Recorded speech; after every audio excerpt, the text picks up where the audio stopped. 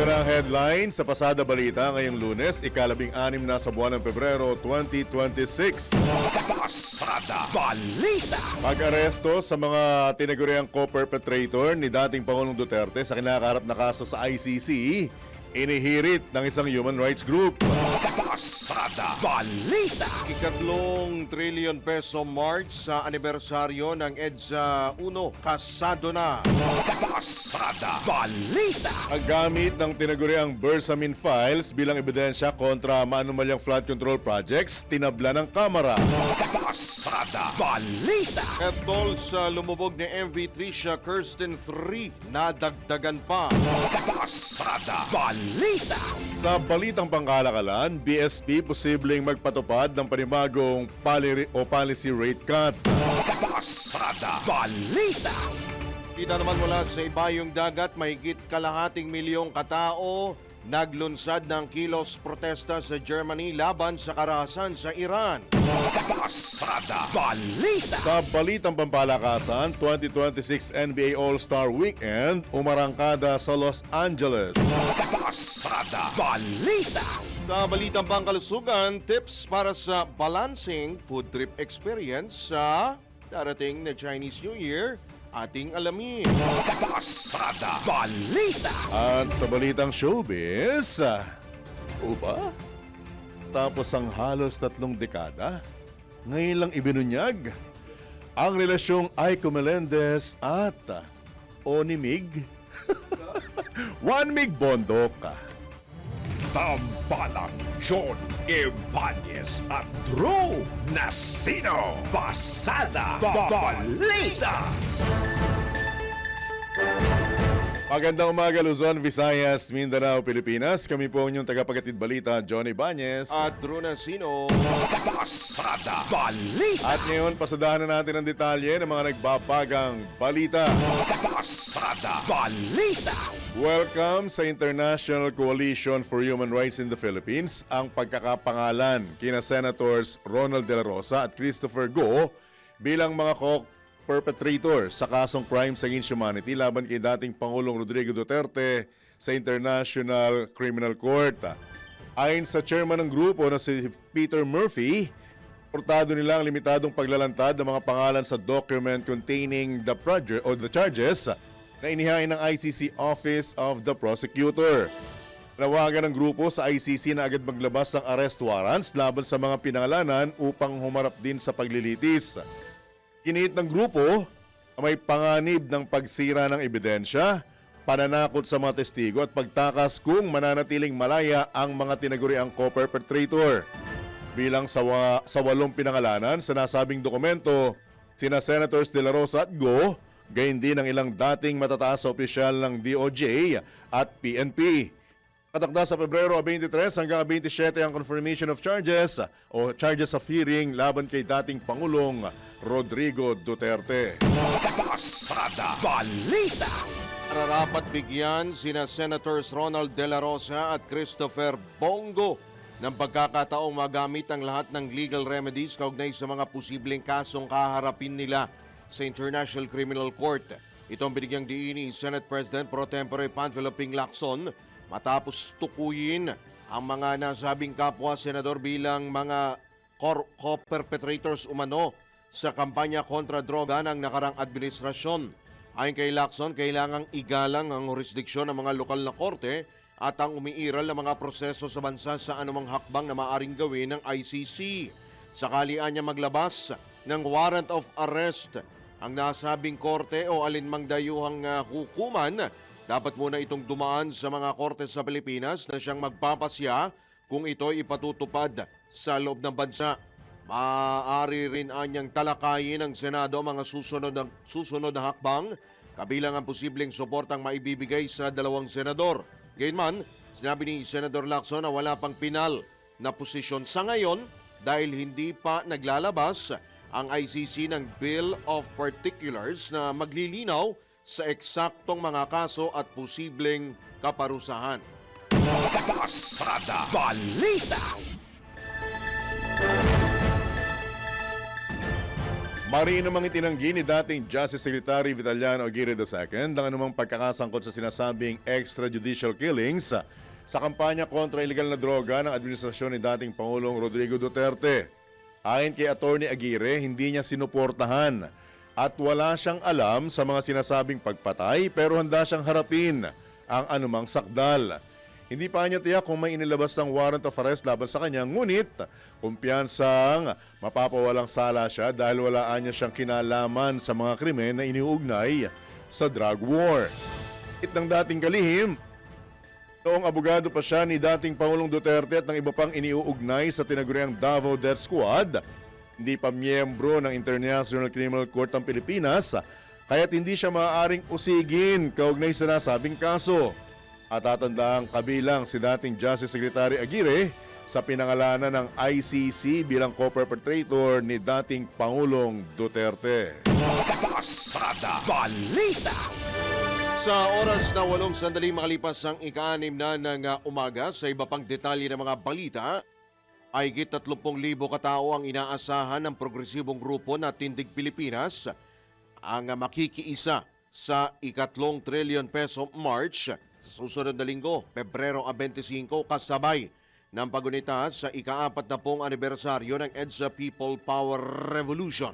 Ayon kay Tindig Pilipinas, co-convener Francis Kiko Aquino D., magsisimula ang demonstrasyon alas 8 ng umaga sa pamamagitan ng prayer march mula sa EDSA Shrine.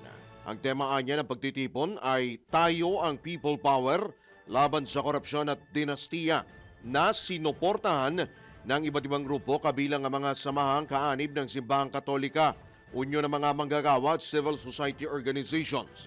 Nilinaw naman ni Dina kolektibong napagpasyahan ng kanilang grupo ang pagsasagawa ng ika-3 marcha sa gitna ng mabagal umanong pag-usad ng mga kaso laban sa mga sangkot sa maanumalyang flood control projects. Pasada Balita. Wala pang natatanggap na feedback mula sa mga senador ang pinadala ng Senate Blue Ribbon Committee report kaugnay sa maanumalyang flood control projects. Kinumpirma ito mismo ni Senate President Pro Tempore Panfilo Lacson, chairman ng nasabing komite, kasabay ng pagsasabing madali nilang matitrace ang alinmang opisina kung mag-leak ang nasabing report. Ayon kay Senator Lacson, umaasa sila na makakukuha ang kanilang committee report nang hindi bababa sa 11 pirma upang maihain ang ulat at maipasok sa calendar for ordinary business sa pagbabalik ng sesyon ng Senado sa Miyerkules. Pero sa akin, kung hindi makagather ng at least 11 signatures, di walang committee report, hindi ko naman niya pipilit sa kanila. At saka mga members sila eh. I think it is their duty, it's their responsibility, being members, na basahin at maghayag ng kanilang opinion kung sila ba'y nagdi-dissent, sila ba'y mag-interpolate, mag-amend, o kung ano man ang gusto nilang gawin. Pero para hindi mo pirmahan, bakit ka pa nag-member ng committee kung hindi ka pipirma? Ginit pa ng senador na iisa lamang ang Blue Ribbon Committee kaya't hindi naaayon sa proseso ang paghahain pa ng hiwalay na minority report na sinasabing suportado ng kagalang-galang na Senate Minority Leader Alan Peter Cayetano. Gusto ko lang ipaalala na iisa lang ang Blue Ribbon Committee. There is no such thing as a minority black Blue Ribbon Committee. Kaya yun lang pagsasagawa ng minority report even ahead of the committee report, sa akin medyo inappropriate na yun eh. Ang dapat ginawa sana, sa halip na ipinadala kay Senate President Soto, idinaan nila sa Blue Ribbon na ito yung input namin. Di sana, in-incorporate ko sa aming report kung ano man yung ang po pwedeng kunin doon, hugutin doon sa kanilang sinabit na sinasabing minority report. Yan naman po ang tinig ni Senate President Pro Tempore Panfilo Lacson sa panayam ng DWIZ. Pasada Balita. Tala iginiit ni House Public Accounts Committee Chairman at Bicol Saro Party List Representative Terry Redon na walang bigat ang mga kumakalat na dokumentong tinaguriang Bersamin Files na nag-uugnay kay Pangulong Ferdinand Marcos Jr. sa mga irregularidad sa pondo ng pamahalaan. Ayon kay Congressman Redon, hanggat hindi kinokumpirma ni dating Undersecretary Adrian Bersamin ang authenticity ng mga nasabing mensahe, mananatili lamang itong sabi-sabi o chismis. Hindi rin niya dapat ituring na actionable information ng anumang investigative body ang mga dokumento hanggat walang malinaw na basehan ang pinagmulan nito. Tugon din ito ni Congressman Ridon sa mga aligasyong lumabas hinggil sa mga sinasabing palitan ng mensahe sa pagitan ni Pangulong Marcos at Bersamin hinggil sa mga kickback umano sa flood control projects. Una nang itinanggi ng Malacanang ang mga nasabing akusasyon at tinawag itong walang basehan habang wala pang ipinapakitang matibay na pruweba. Pasada Balita. Umabot na sa 57 ang bilang ng mga namatay sa paglubog ng MV3 Shakurstin 3 sa Basilan. Sunod dito ng pagkakarecover sa 3 pang bangkay sa karagatang malapit sa Balok-Balok Islands. Sinabi ng Philippine Coast Guard na ang mga bangkay natagpuan sa pinakahuling underwater operations nila.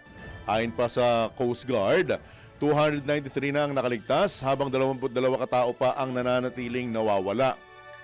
Yan din ng PCG na pinagsama-sama na ang mga nasabing bilang sa pamamagitan ng magkatuwang na verification ng PNP Scene of the Crime Operatives, City Disaster Risk Reduction and Management Office, Coast Guard District Southwestern Mindanao at ng mga apektadong pamilya na araw-araw na nakikipag-ugnayan sa Interagency Search and Rescue Authorities. Matatandang lumubog ang MV3 Shakurstin 3 sa karagatan ng Basilan noong 26 ng Enero. Pasada Balita. Tatlong mangingisdang napaulat namang nawawala ang nailigtas sa karagatan ng Occidental Mindoro. Ayon sa Philippine Coast Guard, sakay ang mga mangingisda ng isang ng FBMJ-2 nang napaulat na nawala noong Pebrero 9 matapos hindi makabalik sa Ilian, Batangas.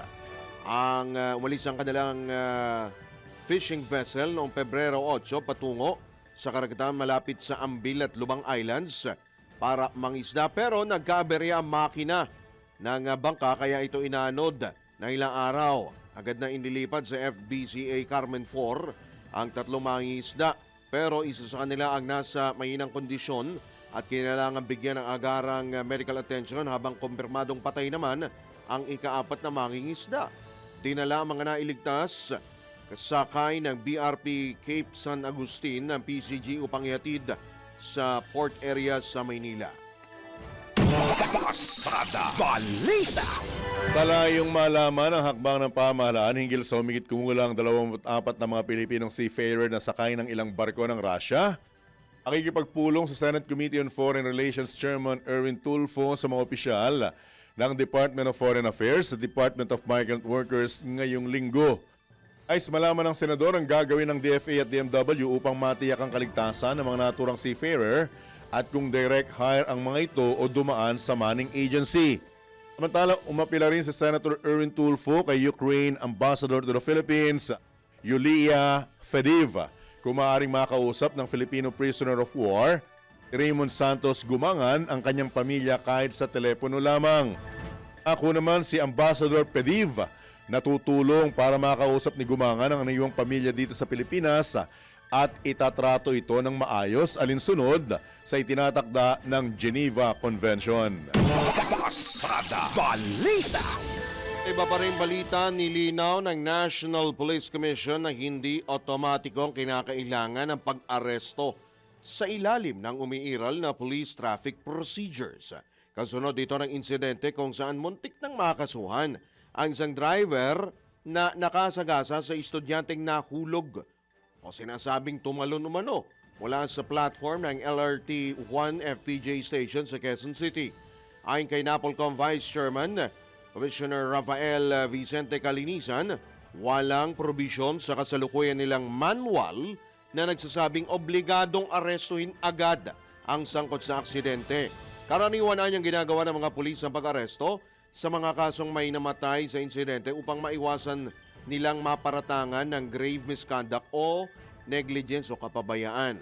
Binigyang diin ni Calinisan na kasalukuyang nire-repaso ng Napolcom at ng Philippine National Police ang may iral na police traffic procedures upang malinawan kung paano dapat gamitin ng mga lespo ang kanilang diskresyon sa aktual na operasyon sa kalsada. Pasada Balita. Your indulgence, Kuyang Drew, mga kabalitan, kabalitaktakan. Ang isa rin namang question dito, kung agad din bang inimbestigahan ng mga pulis yung taas, yung LRT? Oo. Kasi doon galing eh. Pero kasi Diba? last week, Oh. last Friday or Thursday, inabsuelto na agad Alin? ang PNP, Yung? ang LRMC. Kumbaga, ano sila? Wala silang kinalaman. Wala silang dapat... Wala silang responsibilidad. pero di ba sabi nga ni Attorney Ariel Inton. Ariel Inton, saan ba nanggaling? Correct. Ang sa atin lang naman, hindi naman natin minamasama or sineset aside yung SOP. Pero di ba, common sense naman na kung saan galing yung tumalon, dapat Actually, kasama sa iniimbestigahan. Dapat doon naman. Di ba? talaga. Kasi ang unang tanong, may security ba kayo? Mhm. Pangalawa, ang question din is tumalon ba o naitulak? Mhm. Pangatlo, may CCTV ba kayo? Mhm. Pang-apat, tama ba yung protection na nandun? Mhm. Para sa susunod na mga pagkakataon, hindi na maulit. Tama. Yun lang naman ang kailangan natin dahil lahat naman tayo importanteng malaman Kaya nga yun eh. marami ang Di ba? nagpupuyos sa galit, Sa ng galit. mga netizen. Nagtatanong, nagtataka. Diba? Ano nangyari sa taas? Oo. Bakit puro sa baba ang iniimbestigahan? Diba? At the same time, ako, aminado ko ang isa sa pinakasablay doon at tumani ng talagang matinding batiko sa netizen, yung pahayag ng polis. Diba? Hindi ko alam kung hepe siya nung station na yon, yung babae. QCPD? Oo, ng QCPD, yung sinabi Traffic, niya ng... ano ba yun? yung binabanggit niya na... Traffic Sector 4 ba yun? na posibleng maharap sa kasong reckless imprudence resulting to homicide yung driver.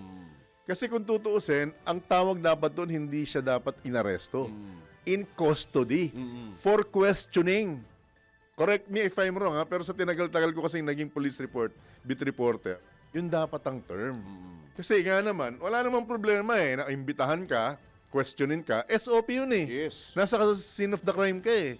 Pero yung sabihin mong inaresto ka at posible kang sampahan ng ganitong kaso, doon maraming nagalit. Maraming diba? nag- Maraming umalma. Umalma. O ngayon, ano ngayon ang lumalabas na meme sa social media? Kasi lagyan daw ng foam yung Ay, naglabasan. naglabasan. Lagyan ng tarpaulin yung ibabaw ng mga sasakyan ninyo. Naka-ready, Di ba? naka-ready na ngayon sa Divisoria eh. Di ba? Baka Tsaka yung sinasabi benta. nilang baguhin ng batas, hindi lamang sa harap, dalawang tagiliran ang pagtitignan mo habang mamaneho. Tumingin ka rin sa taas. Tama naman yun. Di ba? O ngayon, ang sabi nga ni Attorney Ariel Inton, huwag natin sisihin ang batas. Sisihin natin yung implementation. Yes. Di ba? Tama ba yung pagkaka-implementa ng mga batas na nandyan?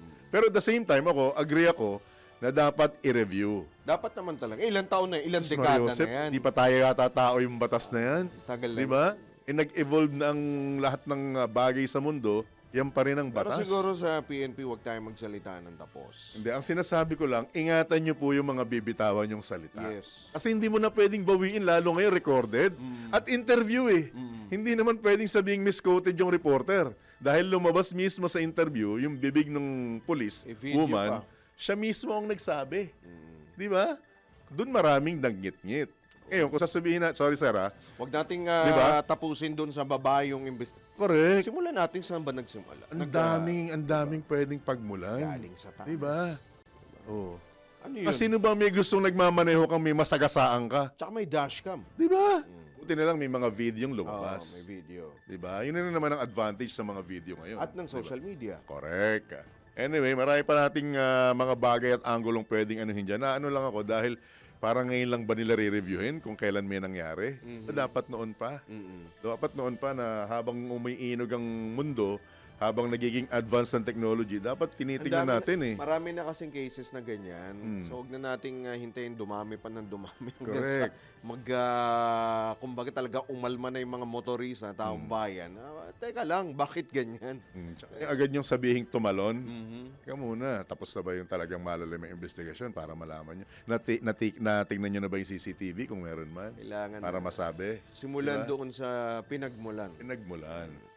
Samantala, ito isa pang matinding krimen ito Tugis sa mga suspect sa pamamaril sa isang dating beauty queen sa Isabela at opisyal ng Electric Co-op sa Oriental Mindoro ipinag-utos na ng pambansang pulisya.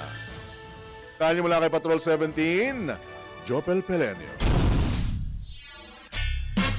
Iniutos ni PNP Chief Police General Jose Melancio Nartates Jr. ang full-scale manhunt laban sa mga salarin sa likod ng pamamaril sa isang dating beauty queen sa Isabela at sa direktor ng Electric Cooperative sa Oriental Mindoro. Lain nito na paigtingin ang pagtugon ng law enforcement laban sa anumang uri ng krimen at tiyakin ang agarang hustisya para sa mga biktima. Una nang napaulat na kasama sa loob ng sasakyan ni dating Miss Philippines Earth runner-up at ngayon guro na si Lulette Jane Ramilo de Guzman ang kanyang mga anak ng pagbabarilin ng isang lalaki sa barangay Cabaritan, San Manuel, Isabela. Habang sa hiwalay na insidente naman, ang binawian ng buhay si Oriental Mindoro Electric Cooperative Director Antonio Mendeja matapos pagbabarilin ng isang sospek habang nakahinto ang kanyang sasakyan sa bayan ng Pinamalayan. Ayon kay General Nartates, kanyang pinakilos ang mga Regional Director ng Police Regional Office 2 at 4B para masusing imbestigahan ang dalawang insidente nang sa gayoy malaman ang motibo at matunton ang kinaroroonan ng mga sospek. Kaugnay nito, ipinag-utos ng PNP Chief sa lahat ng Police Commander na lalo pang paigtingin ang mga hakbangin upang makaiwas sa krimen gaya ng pagtatayo ng mga checkpoint, palakasin ang police visibility, magpakalat ng mga tauhan sa mga estratehikong lugar, paigtingin ang paglaban sa loose firearms at tugisin ang mga wanted person alinsunod sa kanilang Enhanced Managing Police Operation o EMPO. Ito si Patrol 17 Chopel Peleño para sa impilang may todong lakas, DWIZ. Nagbabalita ng tama, naglilingkod ng tama. Pasada Balita. Tala mga divers ng PCG isinalang sa oxygen therapy matapos palawigin ang diving operation sa lumubog na barko sa Basilan. Detalye naman buhat kay Patrol 24, Jun Samson.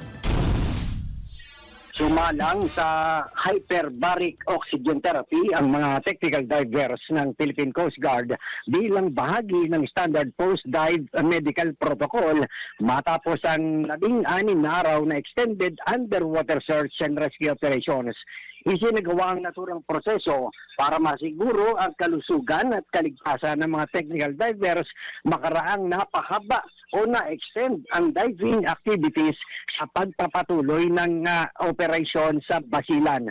Ipinaliwanag ng PCG na ang hyperbaric oxygen therapy ay pag-iingat at prosesong medikal na masusing binabantayan para maiwasan ang posibleng diving-related conditions tulad ng decompression sickness. Iginit ni PCG spokesperson Captain Noymi Cayabyab na sinisiguro at prioridad ng PCG ang kapakanan ng mga personnel at lahat ng diving operations ay pinaiiral ang safety standards at obligadong magkaroon muna ng medical evaluations bago at pagkatapos ng pagsisid. Samantala, umabot na sa 57 ang narecover o nasawi. 293 ang survivors o nakaligtas habang 22 ang nawawala pa rin kaugnay sa paglubog ng MV Tricia Kerstin 3 sa dagat na sakop ng Balok-Balok sa Basilan noong January 26. Patrol 54, June Samson para sa impilang may todong lakas, DWIZ.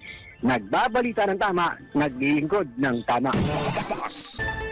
Right, sa pagkakataon ito tayo po muna ay magaltang ha. Palamin po natin ang ating pong almusalin, ang ating pong parangalian hanggang hapunan mula po sa ating ina.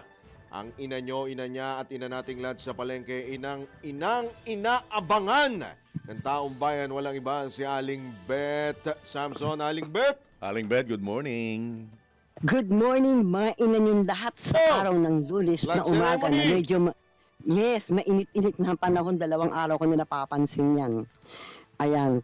Ang almusal, syempre, para heavy kasi mga bata may pasok. Mainit na kanin, aga ko nagsaing. Magigisa ako ng itlog sa kamatis at sibuyas. Mura kamatis kasi. 5 itlog lang yan ang ulam namin, 35 pesos. 7 isa. Ang sibuyas at kamatis, 20 pesos. 1/4 ang kamatis kasi, 50 lang ang kilo ng kamatis ngayon. So, 55 pesos. Ang tanghalian namin, bigas 1 kilo, 45 pesos. Magluluto ako ng manok. Manok sa tanghali, manok sa gabi. Kasi mura lang ang manok. Nakabili ako ng Ayun, tumilaok na. Tinola po sa tanghalian. Masarap. Yan. Yung 1.5 kilo ng manok na nabili ko ng 285 pesos lang ay yung iba niyan, itinola ko sa sibuyas at luya na halagang 15. Bakit Mura po din kayo yan sa'yo. natatawa, Aling Bet? May tumitilaok dyan sa loob eh. Nabanggit ko lang yung Yun itlog yung at saka nakawalang yung manok. Nabanggit ko lang yung itlog at saka yung manok, may tumilaok na. Yung nakawalang manok yun, yung nakawala. Ay, nakawalang manok. Hindi mo makatilaok, sakal-sakal na ng kapitbahay. Tawag doon sa isang manok. Labuyo. Labuyo. Labuyo. Ay, yung ano, Labu yung isa yung pa. manok.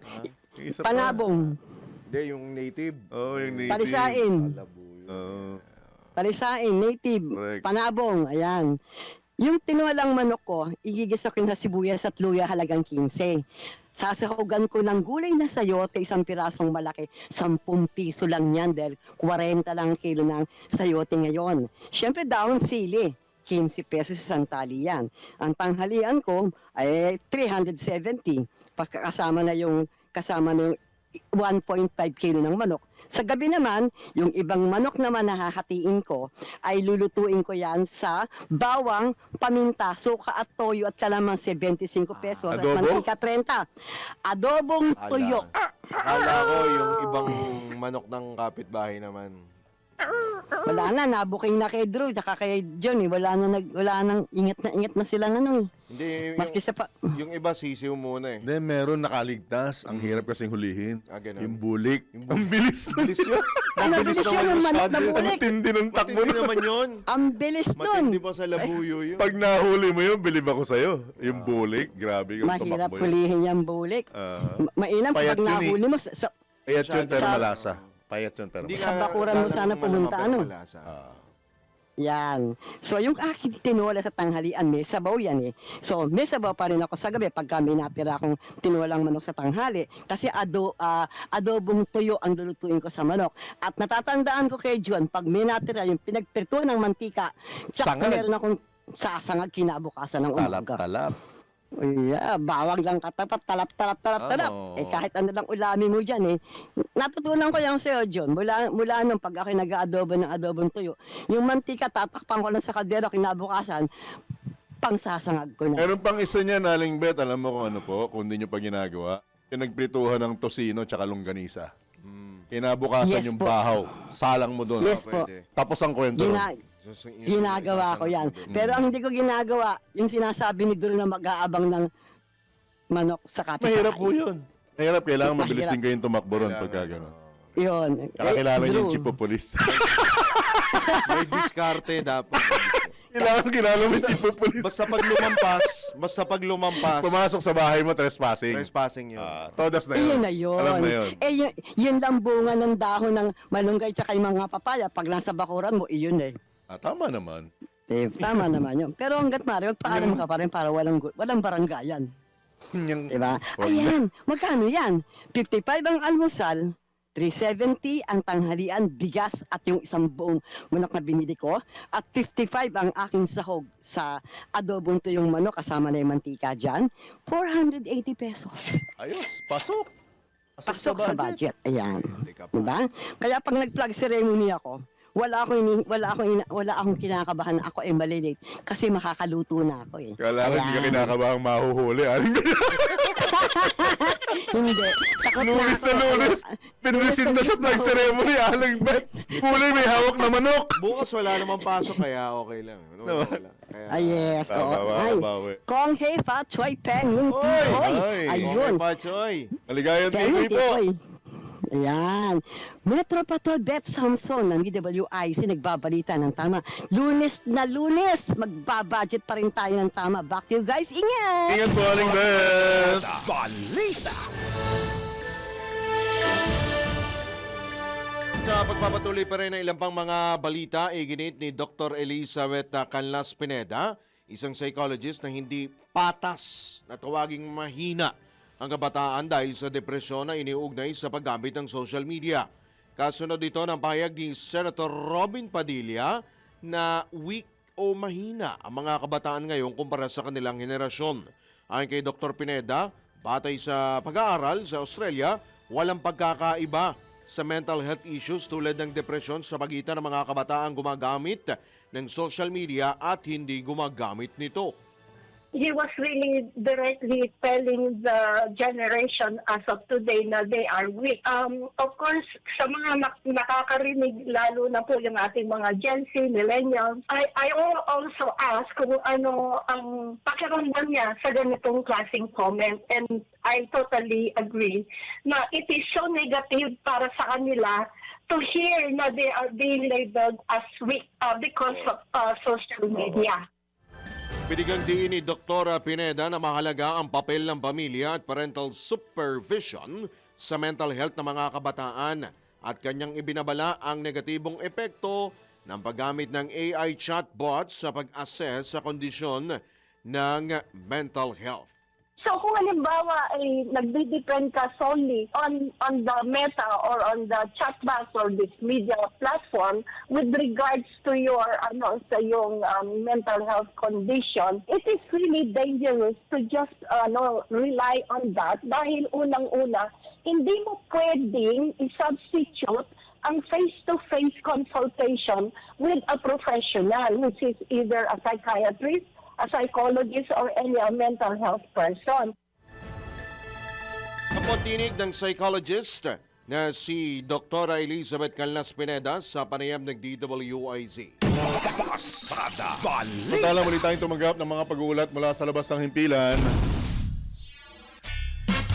Bureau of Customs nasabat ang mahigit 55 milyong halaga ng shabu, hinihinalang shabu, na itinago sa Biblia.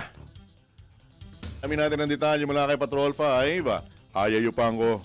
Mahigit 55 milyong pisong halaga ng shabu na itinago sa pahina ng Biblia sa loob ng isang bagahe ang nasabat na Bureau of Customs o BOC mula sa isang German national sa arrival area ng Ninoy Aquino International Airport na Terminal 3. Ayon sa report ni Customs Commissioner Ariel Nepomuceno, natuklasan ang illegal na droga matapos makita ng isang X-ray inspection project operator ang mga hindi pangkaraniwang imahe sa routine baggage screening. Dahil dito, isinailalim sa masusing physical inspection ang bagahe at doon tumambad, doon natuklasan yung mahigit 8 kilong mga puting crystalline substance na nakasilid sa lining ng maleta at sa dalawang hollow-out Bible books na ibinalot ng plastic at duct tape. Agad na isinuko sa Philippine Drug Enforcement Agency ang suspect para sa inquest at kasong paglabag sa Comprehensive Dangerous Drugs Act at Customs Modernization Act. Ayon kay Commissioner Nepomuceno, patunay ang naharang na panibagong kontrabando ng mahigpit na pagbabantay ng mga kawani ng Bureau of Customs laban sa ilegal na pagpupuslit ng mga produkto sa bansa at ng illegal na droga. Ito sa Batang Number 5. Ayaw pang paris ng Pilmatod ng Lakas. DWIZ. Nagbabalita ng tama, naglilingkod ng tama. Pasada Balita. Samantala, net metering program mas pinadali na ng pamahalaan ayon kay Pangulong Marcos. Detalye naman buhat kay Patrol 13 Gilbert Verdes. Mas pinadali na ng pamahalaan ang paglahok sa net metering program para mas maraming Pinoy ang makinabang sa paggamit ng solar energy. Ito ang sinabi ni Pangulong Ferdinand Marcos Jr. kung saan binanggit niya na marami na ngayong bahay at negosyo ang naglalagay ng solar panels para makatipid sa kuryente. Pero aminado ang Pangulo na dati mahirap ibenta pabalik sa grid ang sobrang kuryente dahil magulo ang proseso at kulang sa malinaw na guidelines ang ilang electric cooperatives. Sa ilalim naman ng net metering program, maaari mag-install ng renewable energy system tulad ng solar panel sa mga kabahayan at negosyo at ibenta ang sobrang kuryenteng nilikha nila pabalik sa power grid. Ibig sabihin, mas mababa ang babayarang kuryente at nakatutulong pa para sa dagdag na supply ng enerhiya. Bagamat matagal nang umiiral ang programang ito sa ilalim ng Renewable Energy Act, aminado ang pamahalaan na naging mabagal at komplikado ang proseso noon. Patrol 13, Gilbert Perdes para sa Himpilang Metodong Las, DWIZ. Nagbabalita ng tama, naglilingkod ng tama. Pasada Balita. Yung pang tampok na balita, nanawagan ang international group na Organization for Economic Cooperation and Development sa pamahalaan ng Pilipinas na bawasan ang mga fiscal incentive at unti-unting alisin ang VAT exemptions para sa mga senior citizen at private schools upang mabawasan ang utang at paliitin ang budget deficit. Ayon sa grupo, kailangan ng Pilipinas sa pabilisin ng fiscal consolidation sa pamamagitan ng mas maayos sa pagkolekta ng buwis at mas epektibong paggastos upang mapangalagaan ang public debt ng bansa. Payo ng grupo, unti-untiin nang tanggalin ang VAT exemption sa mga pribadong healthcare, education at senior citizen kasabay ng targeted social transfers at pag-phase out ng corporate tax holidays. O dito, yung kahiri ng grupo ang pagtatatag ng tiered social protection system kasama ang universal basic pension para sa lahat ng nakatatanda, ang paglipat ng financing ng universal healthcare mula sa social security contributions patungo sa general taxes. Pasada Balita. Iba pa ring balita, aminado ang Department of Agriculture na hindi sapat ang dami ng inaangkat na sibuyas upang pababain ang presyo ng pulang sibuyas sa gitna ng mga pangamba ng mga magsasaka. Ayon kay Agriculture Secretary Kiko Laurel, ipinapakita ng datos na hindi naman binabaha ng imported supply ang merkado kundi pinupunan lamang ang kakulangan sa supply ng sibuyas. Gayunman, masusian niyang sinusuri ng DA kung bakit bumababa ang presyo ng sibuyas sa panahong ito gaya ng pahayag ng mga magsasaka. Inilabas naman ng DA ang pahayag bilang tugon sa reklamo ng mga onion farmer sa Nueva Ecija hinggil sa matindi umanong pagbagsak ng presyo ng pulang sibuyas. May natanggap umanong ulat ang kagawaran na naiipon ang mga imported onions sa mga cold storage facilities sa Central Luzon na nakaapekto sa farm gate prices. Batay sa verifikasyon ng Bureau of Plant Industry, 82% ng mga cold storage warehouse ang may mahigit 4,400 metric tons ng red onions at mahigit 5,200 metric tons ng yellow onion hanggang Pebrero 13 at karamihan ay imported. Pasada Balita. Naniniwala naman si Dr. Albert Causo ng Metals Industry Research and Development Center ng Department of Science and Technology na malaki ang may tutulong na makabagong teknolohiya sa pagpapalago ng ekonomiya ng bansa. Ayon kay Dr. Causo, isinusulong nila simula nitong nakaraang taon ang programang 4 na layuning palakasin ang productivity ng mga lokal na negosyo at lumikha ng mas maraming trabaho. Bilang balik scientist mula Singapore, bitbit ni Dr. Causo ang pag-asa na mahikayat ang pamahalaan at mga negosyante na gamitin ang robotics, AI at 3D printing sa iba't ibang industriya sa bansa. Lilinawin ko lang po, bagamat parang kapalit ng tao yung mga teknolohiya katulad ng robot, na hindi yun yung original na intention. Ang intention talaga natin, palaguin yung productivity at efficiency ng isang business. Kumbaga, kung parehas lang ang input, dahil may makinarya, mayroong mga teknolohiya, pwedeng dumoble yung output. Pinunto pa ng naturang balik scientist na ang pangunahing hadlang sa pag-adapt ng makabagong teknolohiya sa Pilipinas ang kakulangan sa cash flow ng mga negosyo para sa investments at upskilling ng mga manggagawa. Kailangan mapawi na yung takot, kaya pag-aalilangan ng ating mga kababayan pagdating sa teknolohiya. Hindi lang naman AI, no? Pero yung iniisip nila parang mawala akong trabaho. Pero kung mas marami kang alam, mas maraming opportunity. At mas malalaki din ang kita mo. Pero at the same time, Doc, if you have good technology, if you have good manpower, but the economy is not good, at there's no reason to make bigger output or larger output kasi walang bibili because the economy is down. Naman po ang tinig paliwanag ni Dr. Albert Causo ng Metals Industry Research and Development Center ng DOST sa panayam ng DWIZ. Balita. Sa pagkakataon po ito mga kabalitan-kabalitaktakan, tayo po pinalad na makakausap ang dating kalihim ng Department of Justice, si Attorney Vitaliano Aguirre. Attorney Aguirre, good morning po. Johnny Banyes, Drew Nasino, live na po tayo sa DWIZ, Aliw Channel 23. Attorney. Morning po, attorney. John, at good morning, Drew. At magandang umaga rin sa inyong mga tagapanood. Alright. Direct to Thank the you point. for Apo, being direct here. to the point. Nakatanungan na po, Attorney Aguirre. Ikinagulat niyo po ba ang pagkakasama ng inyong pangalan sa tinatawag na co-perpetrator ni dating Pangulong Duterte, Attorney? Well, yes, kasi hindi ko nga malaman kung bakit ako nasali dyan eh. Hindi ko alam yung mga war on drugs nilang yan. Hindi ko alam na meron sila sinasabi, may common plan daw kami. Para paniwalain na merong national policy si President Duterte na talagang papatayin ang magkakaroon ng extrajudicial killings. Pero so niyan walang kalam-alam ako bilang head ng Department of Justice. Ang alam ko dito, kaya ako siguro yung sinasama nila, kasi ang theory ng prosecution is that there is a common plan headed by President Duterte na talagang merong plano ang administration niya mula pa nung maging mayor siya sa Davao na talagang papatayin itong mga involved sa drugs at maging ito ay gagawin kahit civilian sila.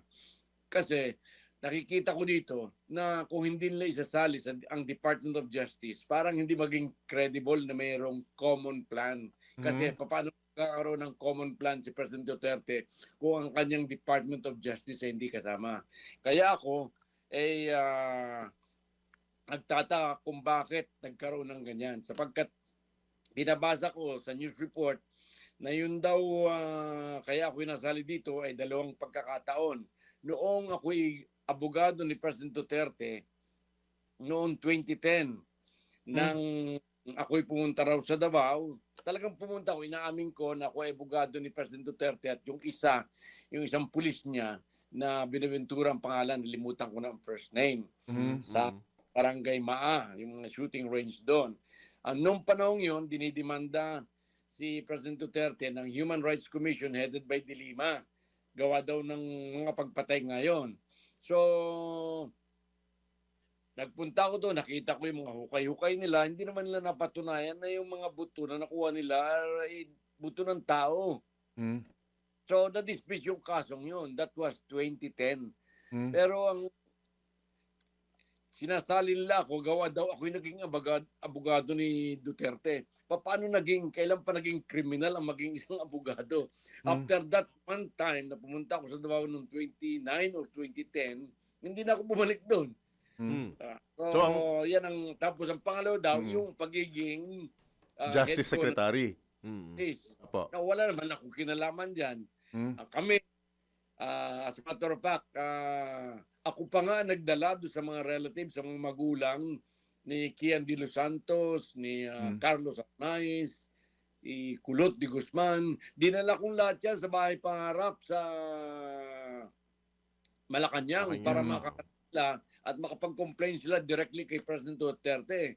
Ano ang nangyari doon? Nandun pa maraming mga matataas na opisyal doon.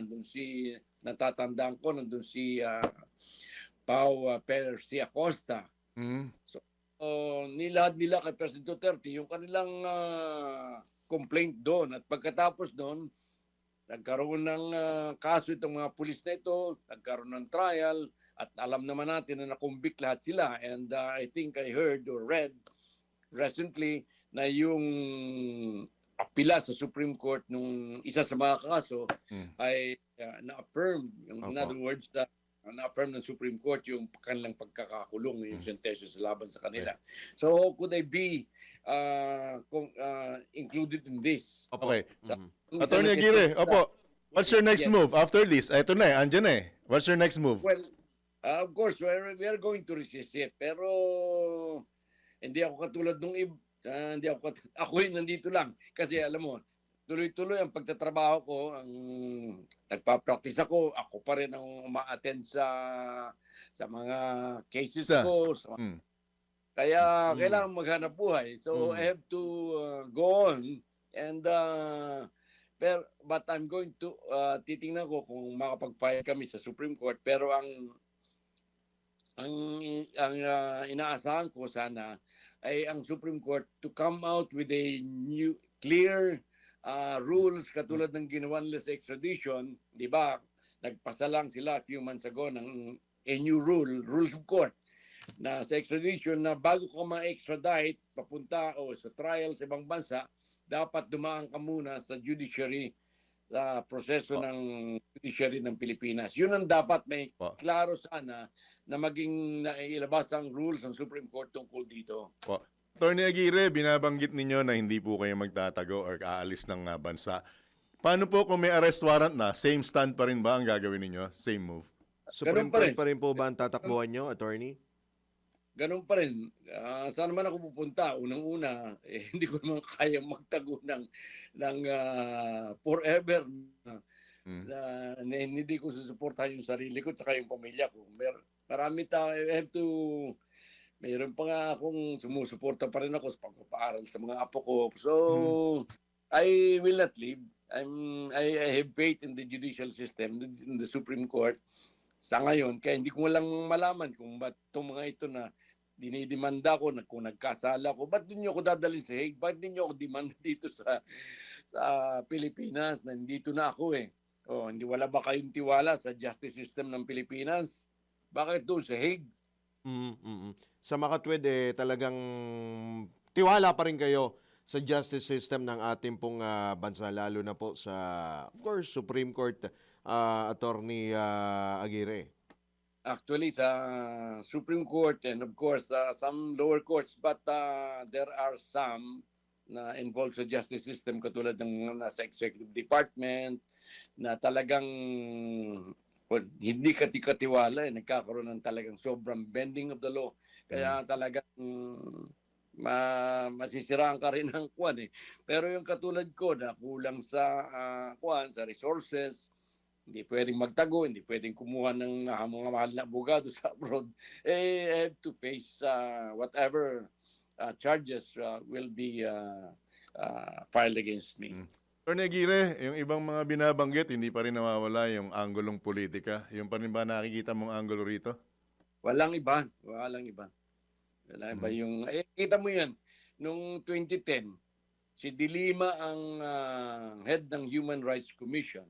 Nag-file sila, dismiss. Tapos, sino ang presidente nun? Si Pinoy. Actually, kasama ako diyan sa Liberal Party nun eh. Pero anong ginawa niya? Ba't noong panahon ni Pinoy hindi pinailan si Duterte? Di po ba nangyari nung panahon pa ng tagapangulo ni pag-administrasyong Duterte? Na pinalitan ni dating Pangulong si Pangulong Noynoy. So paano mangyayaring magfa-file nung mayor pa siya ng Davao? Yung po ba binabanggit niyo? Mayor pa siya ng Davao 2010 eh. Okay. Pero ang go ahead, sir. Yan ang unang charge na kinakuan daw na pina-file sa akin eh. Naging abogado raw ako ni Duterte noong 2010.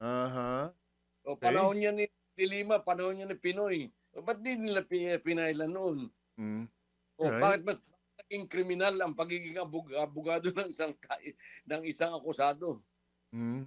Attorney Vit, meron lang po dito mga comment dito na hindi pa kayo maituturing po na akusado dito sa case ni dating Pangulong Duterte. Pero of course, kumbaga, co-perpetrator pa lamang po kayo. May naka-ready na ho ba kayo? Sino bang mga... Pagtatanggol niyo po ba ang inyong sarili? Opo, sino po bang kukunin po ninyo? Just in case po, Attorney Aguirre, na magtatanggol sa inyo. Of course, pagtatanggol ko yung sarili ko, actually, hindi ko nga siniseryoso ito eh. Actually, noong I was interviewed about this, sabi ko, paano mangyayari yan? Nung daw, tungkol nga daw sa nung last year, September.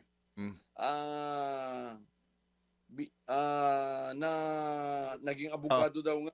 Punta ako doon sa Davao. Attorney, is it okay? Mag-headline lang po kami, hold namin kayo ng ilang minuto, tapos balikan namin kayo para mas malinaw yung usapan. Lang po ba? Sige, okay lang. Sige po. Sige po. Bigyan daan lang namin yung tong headline namin at ang pinakamagandang ikangay paalala mula po sa aming nag-iisang chairman, Boss D. Edgard A. Cabangon. Pasada.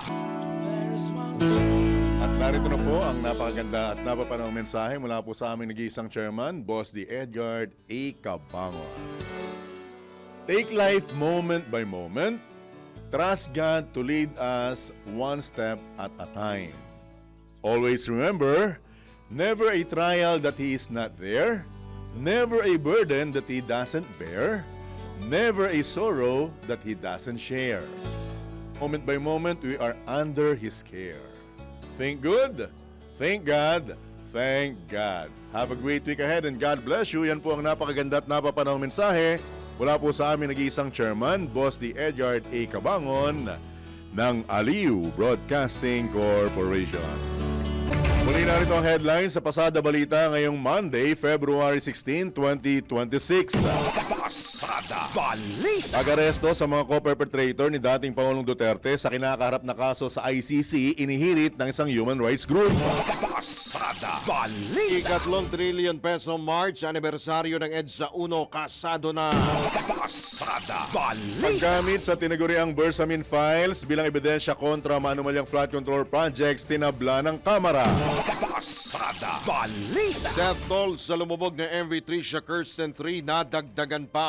Pasada Balita. Sa balitang pangkalakalan, BSP posibleng magpatupad ng panibagong policy rate cut.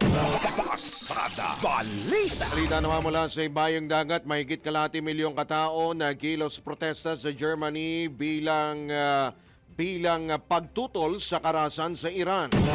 Pasada Sa Balita. balitang pampalakasan, 2026 NBA All-Star Weekend umarangkada na sa Los Angeles.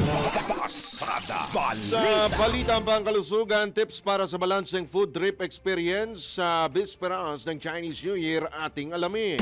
Pasada At Balita. sa balitang showbiz, relasyong Aika Melendez at Juan Mig Bondok ibinunyag na matapos ang halos 3 dekada.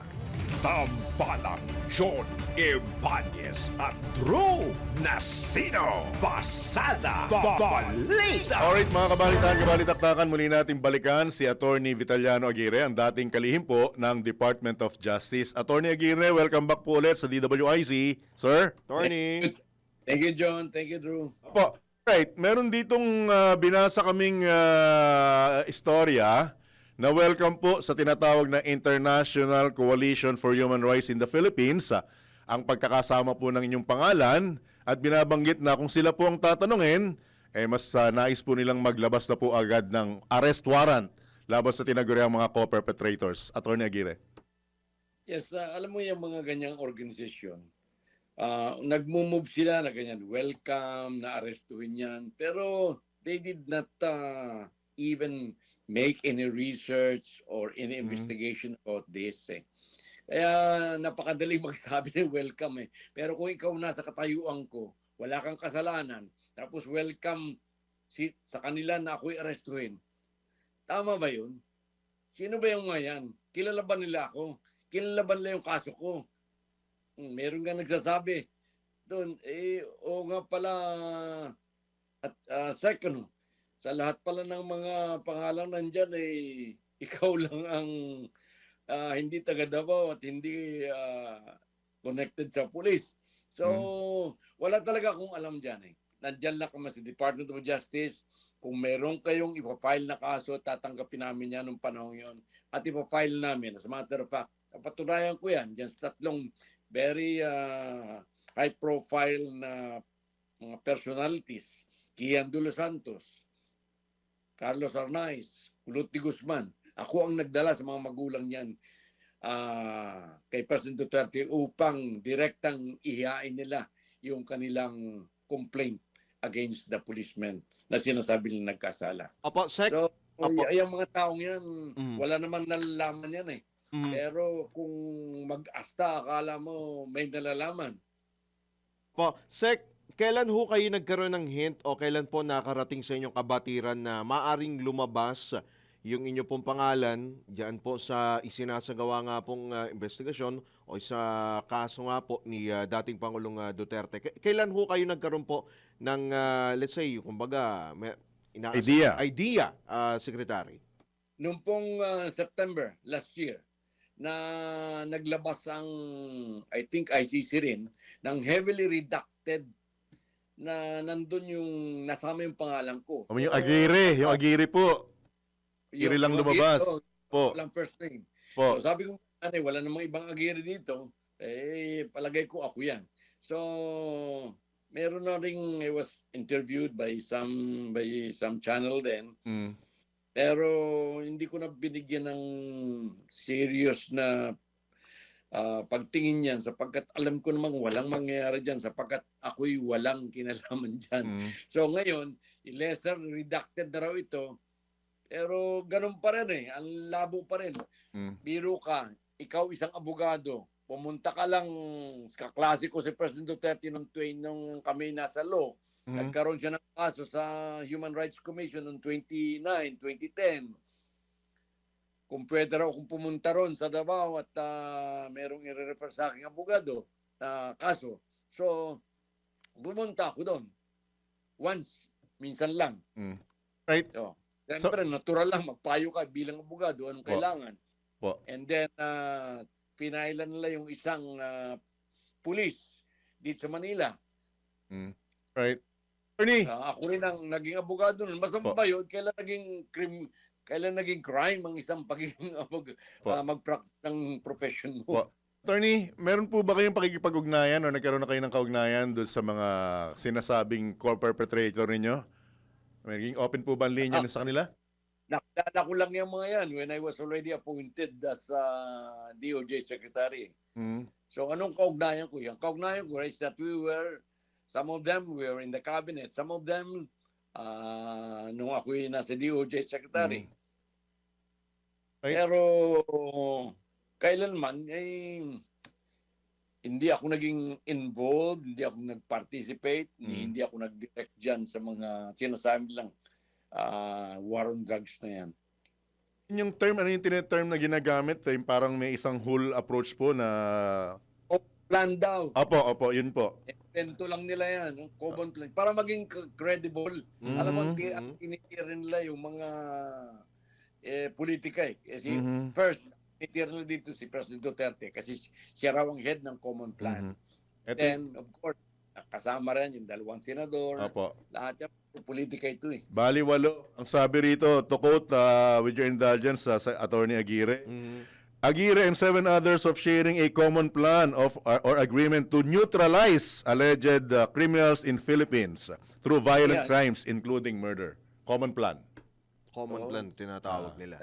I could never be part of that. If ever there is any or there was, hindi ako magiging one na ni-raise tayo dyan sa public school ako ng elementary, but the whole from high school up to when I graduated as college law, nasa embeded tayo sa Catholic schools tayo. Hindi tayo maaaring sumama sa mga ganyan. Right. Sa inyo pong pagkakataon, Attorney Aguirre, ano pong mensahe nyo sa ating mga kababayan? At kung nakikinig man yung mga taga-ICC, go ahead. Baka sir. meron kayong panawagan, Attorney Aguirre. Ang panawagan ko is, it's a prayer na sana the Supreme Court will come out with another rule katulad nung ginawa lang sa extradition treaty na bago ma-extradite ang isang Pilipino at matry sa ibang bansa, dapat dumaan sila sa judicial process ng Pilipinas. Yun lang. Actually, magagamit namin yon.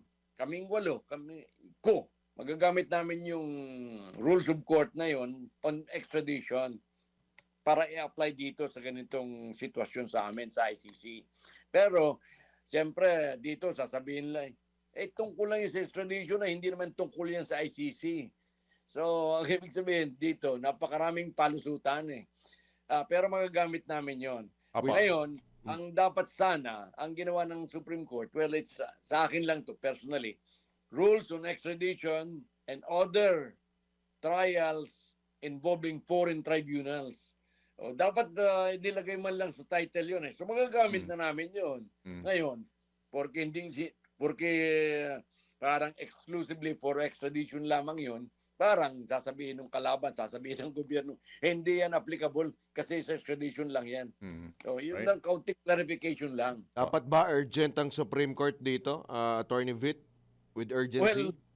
sa mga apektado, ang urgent yan. Kita mo, that would mean our liberty and our life. Imagine kung halimbawang maaresto ka without any clear ruling on the matter, tapos bigla kang dadalhin doon. Ako, I'm already going 80. Tatagal ka pa ba doon? Lalong-lalo na. Malamig doon. Napakahina ko sa lamig, kaya hindi ako pupunta sa Amerika. Alright.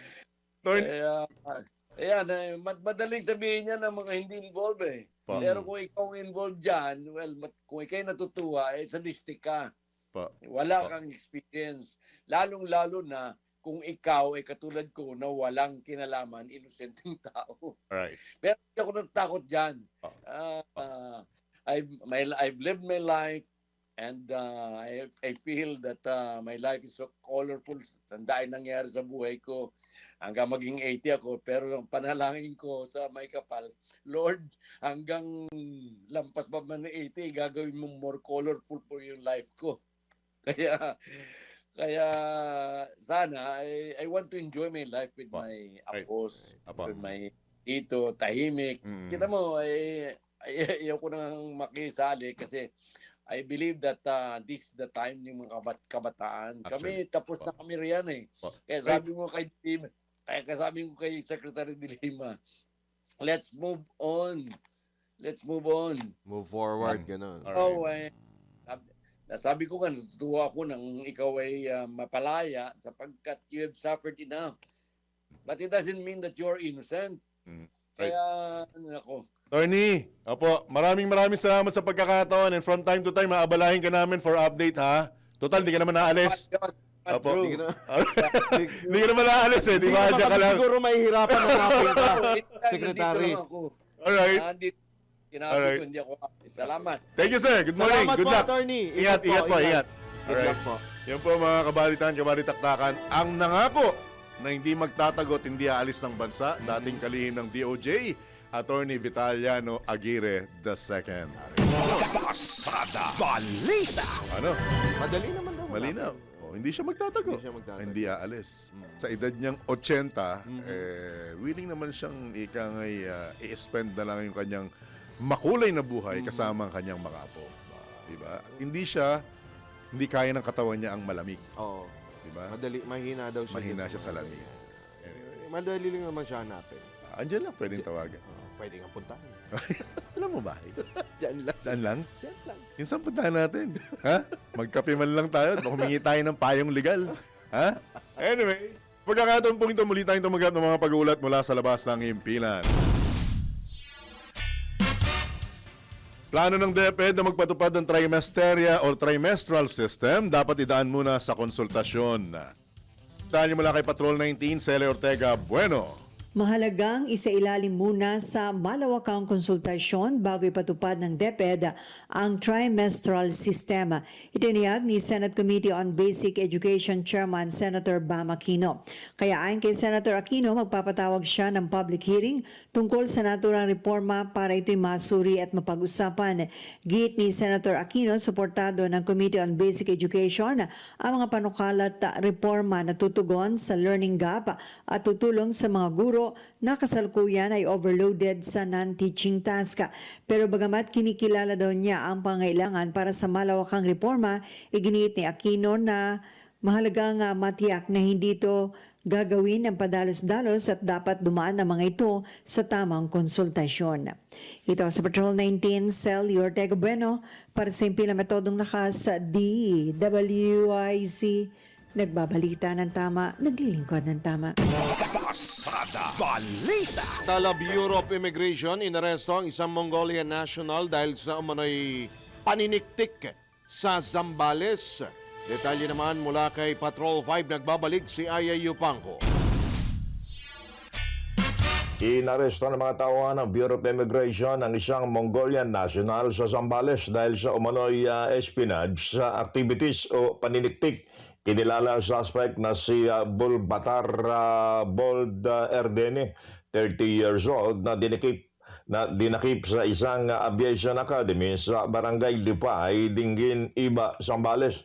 Batay sa intelligence report, ang dayuhan ay isang highly trained pilot na may military background at graduate ng Defense University of Mongolia at Civil Aviation University of China.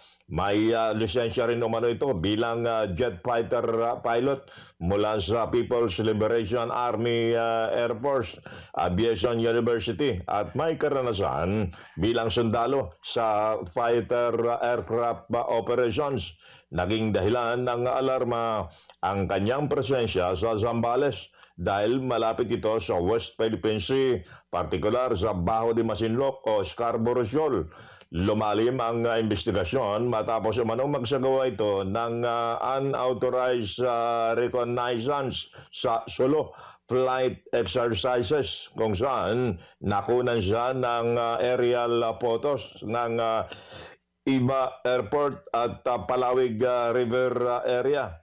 Itinuring siya ng Bureau of Immigration bilang undesirable alien at kinasuhan ng paglabag sa Immigration Act dahil sa aktibidad na hindi tugma sa kanyang visa at special study permit.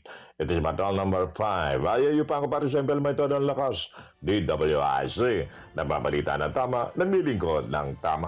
Pasada Balita. Samantala, Pangulong Marcos biyaheng Taytay ngayong araw para sa 2 presidential engagements. Tayo nagbabalik Patrol 13, Gilbert Perdes. Tutulak patungong Taytay Rizal si Pangulong Ferdinand Marcos Jr. ngayong araw. Ito'y para dumalo sa 2 event na kanyang pupuntahan nga sa nabanggit na lugar. Unang dadaluhan ng Pangulo ang launching ng Precast Technology Plant bandang alas 10 ng umaga. Layunin ng pasilidad na mapabilis at mapataas ang kalidad ng paggawa ng mga pangunahing haligi o barte pa rin ng gusali sa pamagitan ng factory-based production. Sa nasabing sistema, ginagawa na sa loob ng planta ang mga structural components tulad ng haligi, beam, slab at pader bago dalhin at ikabit sa mismong construction site. Dahil dito nababawasan ang oras ng pagtatayo at mas nagiging kontrolado ang kalidad at sukat ng mga materyales. Parte rin ng programa na dadaluhan ng Pangulo ang pagdiriwang ng ika-7th anibersaryo naman ng DSUD o Department of Human Settlements and Urban Development na nangunguna sa pagpapatupad ng mga proyektong pabahay at urban development sa bansa. Patrol 13, Gilbert Perdes para sa impilang may todong las. DWIZ, nagbabalita ng tama, naglilingkod ng tama. Pasada Balita. Ibababalita, binawi na ng pamahalaan ang pansamantalang pagbabawal sa pag-aangkat ng manok at mga poultry products mula Netherlands. Ito'y matapos lagdaaring Agriculture Secretary Kiko Laurel ang Department Circular No. 5 na nagpapahintulot muli sa pagpasok ng poultry products mula sa mga itinalagang disease-free zones. Ayon kay Secretary Laurel, nakabatay ang kanyang hakbang sa siyensya at risk management upang protektahan ang lokal na industriya habang pinananatiling bukas ang kalakalan. Magkakabisaan niya ang nasabing kautusan 15 araw matapos ilathala sa website ng DA at irehistro sa Office of the National Administrative Register. Pasada Balita. Sinimulan na ng pamahalaan ang 5 taong programa para sa pangmatagalang proteksyon ng Philippine rice bilang tugon sa lumalalang banta sa yamang dagat, seguridad sa pagkain ng teritoryo ng bansa. Ayon kay Environment Secretary Rafael Lotilla, mahalaga ang pag-unawa at pangangalaga sa ecosystem ng lugar para sa kapakinabangan ng Pilipinas at pandaigdigang komunidad. Inuuan niya ang Philippine Rice Conservation Project na pinatatatag ang pamamahala ng Philippine Rice Marine Resource Reserve at isinusulong ang pagkabilang nito sa Expanded National Integrated Protected Areas System. Ayon ang proyekto na palakasin ang pamamahala, koordinasyon ng ahensya at pagpapatupad ng batas laban sa ilegal na pangingisda habang pinapangalagaan ang kabuhayan ng mga mangingisda sa silangang baybayin ng bansa. Pasada Balita. Latest mula sa Filipino Mirror, target ng Board of Investments na aprubahan ang nasa 1 trilyong pisong halaga ng investments ngayong taon. Gayunman ang target na ngayong 2026 ay mas mababa sa 1.56 trillion pesos na halaga. ng investments na inaprubahan ng BOI noong 2025. Ayon kay Trade Secretary Cristina Roque na siya ring chairperson ng BOI, umaasa ang pamahalaan ng pangunahing itutulak ng investment registrations ngayong taon ang mga proyektong may kinalaman sa mineral processing, infrastructure at high-value manufacturing. Matatandaan noong isang taon, renewable energy projects ang bumuo sa karamihan sa BOI investment approvals. Pasada Balita. Minungkahi naman ang Organization for Economic Cooperation and Development na palakasin pa ng Bangko Sentral ng Pilipinas ang balangkas sa patakarang pananalapi. Pinunto ng grupo na humihina ang epekto ng pagtataas o pagbababa ng interest rate sa gitna ang serye ng supply shocks tulad ng pagmahal ng presyo ng pagkain at langis at mga kalamidad. Ayon sa grupo, di kayang kontrahin ng monetary policy ang ganitong mga hadlang sa supply at kung maghihigpit man ang BSP, maaari nitong pabagalin lalo ang ekonomiya na apektado na ng mataas na presyo. Bagamat epektibo anila ang inflation targeting framework ng ahensya, nababawasan ang lakas ng paglipat ng policy rate patungo sa actual na interest rate ng mga bangko. Parang naturang organisasyon, mahalaga ang mas malinaw na komunikasyon ng BSP tulad ng pagpapaliwanag kung kailan maaaring payagang pansamantalang lumampas sa target ang inflation matapos ang mga matitinding kalamidad. Pasada Balita. Iba pa rin balita nakasalalay sa magiging laman ng panukalang anti-political dynasty kung sesertipikahan ito bilang urgent ni Pangulong Ferdinand Marcos Jr. Ayon kay Palace Press Officer Undersecretary Claire Castro, hihintayin muna ng Pangulo ang final version mula sa Kamara at Senado bago magpasya ang Office of the President kung bibigyan ito ng urgent certification. Kailangan anya masusing i-review o pag-aralan ang mga probisyon ng Anti-Political Dynasty Bill upang matiyak na maayos at kapaki-pakinabang ang mga nilalaman ng panukalang batas. Iginit din ni Yussi Castro na kapag naisumite na ang bersyon ng dalawang kapulungan, saka pa lamang matitiyak kung dapat itong pabilisin sa proseso ng legislation. Matatanang kabilang ang Anti-Political Dynasty Bill sa 21 priority bills na pinaapura ni Pangulong Marcos na ipasa bago matapos ang Hunyo ngayong taon. Pasada Balita. Tinawag naman na away bata ng isang maritime law expert ang hamon ni Senator Rodante Marcoleta na public debate laban kay dating Senior Associate Justice Antonio Carpio kaugnay sa issue ng West Philippine Sea. Ayon kay Dr. J. Batumbakal, professor ng UP Law Department at Maritime Studies, ginawa lamang ng senador ang mga pahayag bilang propaganda para lituhin ang isipan ng taong bayan. Nabulaanan naman ni Dr. Batumbakal ang binanggit ng senador na mga coordinates na kailangan pa para ituring atin ang West Philippine Sea. Hindi po kailangan ng longitude, latitude, yung mga coordinates na hinahanap niya para magkaroon tayo ng West Philippine Sea. Dahil ang ating pag-aari ng West Philippine Sea o yung mga likas yaman sa West Philippine Sea ay dahil sa UNCLOS. At sa UNCLOS, ang kailangan mo lang gawin para malaman kung hanggang saan ang sayo ay magsukat ka ng 200 nautical miles mula sa baseline. Walang sinasabi na maggawa ka ng coordinates para hanapin mo yung hangganan tapos isumiti mo sa UN o sa kung saan mang body. Walang galon. Inaw pa ni Dr. Batumbakal na legal na pag-aari ng Pilipinas ang Kalayaan Island Group dahil sa effective occupation at hindi ito nakadepende sa distansya mula sa mainland. Wala pong relasyon yung distansya dyan dahil ang exercise ng sovereignty ay hindi na po at ang acquisition ng territory ay hindi po base sa distansya. No? Maaari ang land territory mo ay magkakalayo, for example, at mas malayo pa sa 200 nautical miles. Walang problema yon. At maraming bansa sa ngayon ay ganun nga. No? Katulad ng US na ang Hawaii ay more than 1,000 miles yata ang layo sa mainland. Ang po si Dr. J. Batumbakal, professor ng UP Law Department at Maritime Studies sa panayam ng DWIZ. Pasada Balita. Oras muna!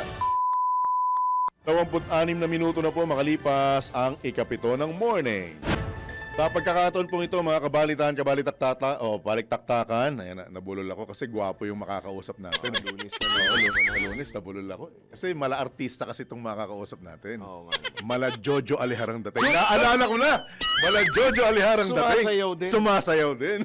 Kala ko, Anyway. Gabi Concepcion. Yung itinuturing na po nating suki ng programa, ang Dean ng Manila Adventist College School of Law and Jurisprudence, si Dean Tranquil Salvador. Dean Salvador, good morning po. Johnny Banyos, Drew Nasino. And John, magandang Good morning po, Dean. Pati, Nunood at nakikinig. ayun no, Jojo Aliharnya. Payag ba kayo, Dean? Bahala kayo. Baka mademanda tayo. Anyway, pinasasaya lang natin on a Monday morning dahil medyo mabigat yung usapan. As always, tungkol sa batas ito. Dean Salvador, real talk. Real talk daw. Ano? Bawal ba talagang mag-react or kumontra sa naging desisyon ng Korte Suprema? In general. Go ahead, sir. Maganda yung tanong mo, no? Kasi marami ka ngayon nakikita iba't ibang platforms, di ba? Na maaring may abogado nagsasalita. Minsan naman may hindi abogado nagsasalita. Una, i-address natin ang abogado. Ang abogado ba ay pwede lamang magsalita ng kanyang naiisip na kahit na ikasisira ng Korte Suprema or Judikatura. Tandaan po natin, ang isang abogado ay officer of the court. At pag siya po ay naging abogado or siya ay pumasa sa bar, siya po ay magkakaroon ng oath. Kaya po nitong nakaraan lang, makita ninyo may oath taking, napakadami po sa Philippine Arena ang bagong abogado. Ngayon, bakit ko po nabanggit yun? Kasi po kami ay sakop ng canon of professional responsibility at accountability. At kami po ay inaasahan to act with fairness, that we are expected to be candid, to act with candor. At ito po, hindi ko po ito sabi. Nakalagay po ito sa canon ng propriety. Hindi po tayo pwede bilang abogado na basta mag-impute ng masasamang bagay sa hukuman kung wala po tayong basihan. Alam niyo, madali po kasi mag-impute. Yan po nakalagay. Itong kinukode ko ay nakalagay doon because we are expected to act in a dignified manner bilang abogado. So, kailangan po, kung magsasalita tayo, ay may basihan. Ngayon sasabihin nila, this is a public discussion. Ito po ay isang public discussion at kahit sino pwede nilang ipahiwatig ang kanilang panig. Bakit hindi bilang abogado? Di po ba? Kung yan ay makakadagdag sa kaalaman, sa discussion, sasabihin nila freedom of expression, bakit hindi? Pero po yung umaabot sa punto na ang Korte Suprema, hindi lamang po Korte Suprema, bawat hukuman kung saan meron kang kaso, ay parang hinihiya mo ito. O binibigyan mo siya, dinidiscredit mo siya na ang objective ay mawala ng tiwala ang tao sa institusyon ng Judikatura. Madidemanda po tayo kung abogado po tayo. Nakalagay po yun sa Code of Professional Responsibility and Accountability to act in a dignified manner. Yan po. Yan po, may mga abogado syempre, they try to walk through a very thin line, call po nila yan. Alam niyan, call nila yan. Siyempre, kung wala naman nagreklamo pa sa'yo, baka okay ka pa. Paano kung hindi abogado? Nagreklamo sa'yo, ano po? Paano kung hindi naman abogado ang mag-react? Iyon, maganda. Diyan ko naman kayo dadalhin. Kaya una kong diniscuss ay bilang abogado. Pero katulad po ng discussion na ito, isang public discussion. Una po, sabi nyo nga, real talk in a practical manner, baka nga yung iba kaya rin ganun katapang, kabugso ang damdamin. Ang tingin nila siguro they're outside of the disciplinary control of the Supreme Court. Or ng Judikatura, hindi ako abogado. Ganito pananaw ko. Ganito, mali-mali kayo. Ganito, sorry ka. Ganun po, maaring ganun ang kanilang pananaw.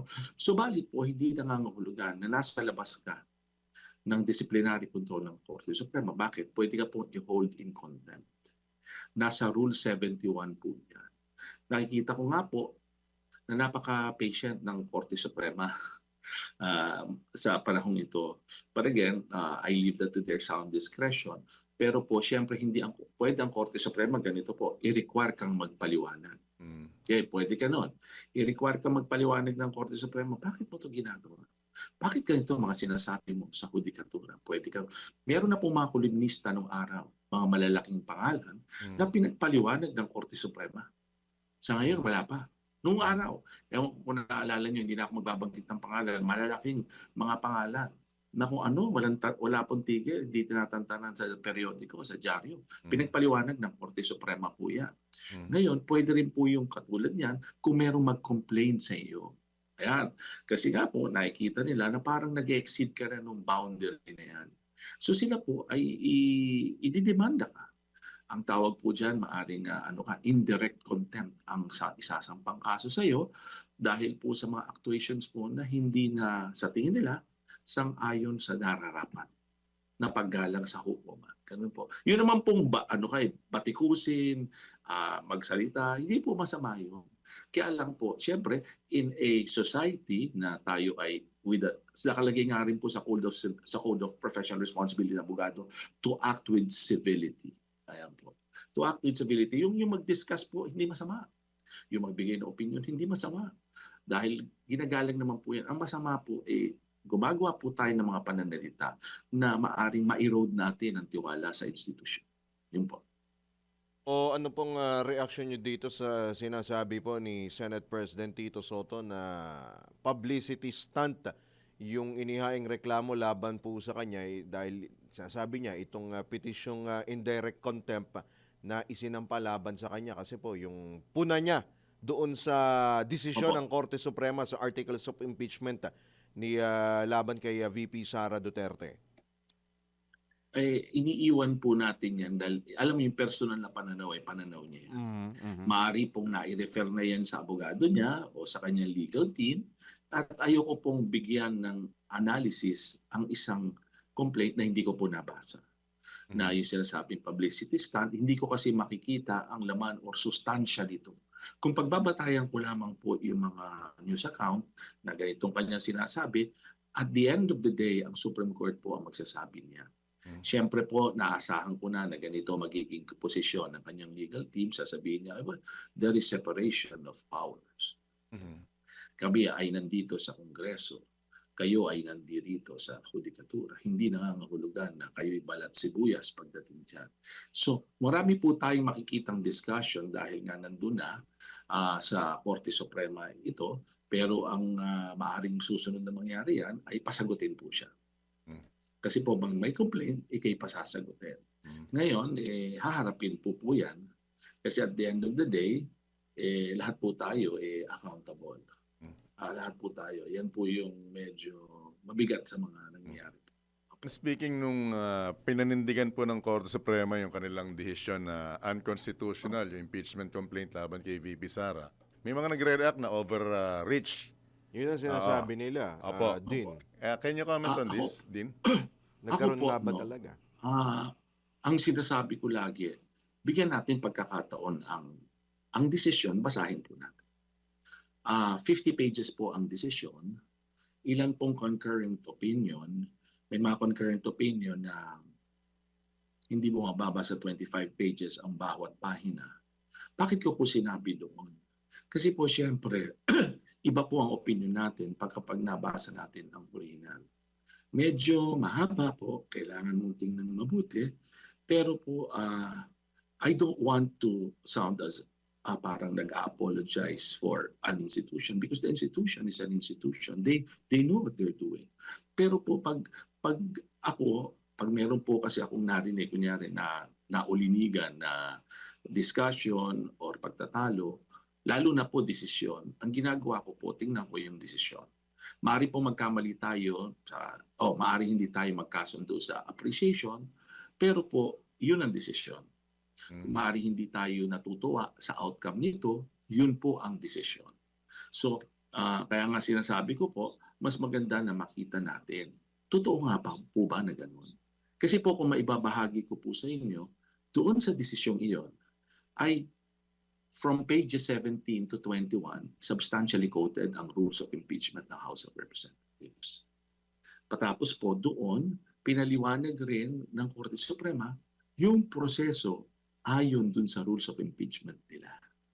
Yun po yung kinote po nila. Pinaliwanag nila yung first mode at anong nakalagay sa Rule 2 nila, Rule 2 ng House of Rules of Impeachment na i-refer sa committee at ang mga pagpapasagot doon sa respondent, nandun po yun. At ang hearing. Yung po, yung mode 2 na kung saan yung sinasabi, ito po yung medyo mainit ang usapin nun.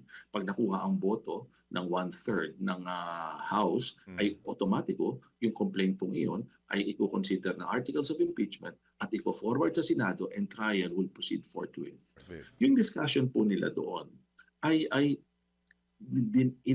dinirect po nila dun sa rules of impeachment niya. Alam ko po na may magsasabi, baka man may dadagdag. Sa totoo po, medyo lumuwag nga sila from the first one. Medyo totoo po yun. Medyo Mas lumuwag? sila. Opo. In a sense, kung babasahin po ninyo, kasi nawala yung mga phrases na modicum of deliberation.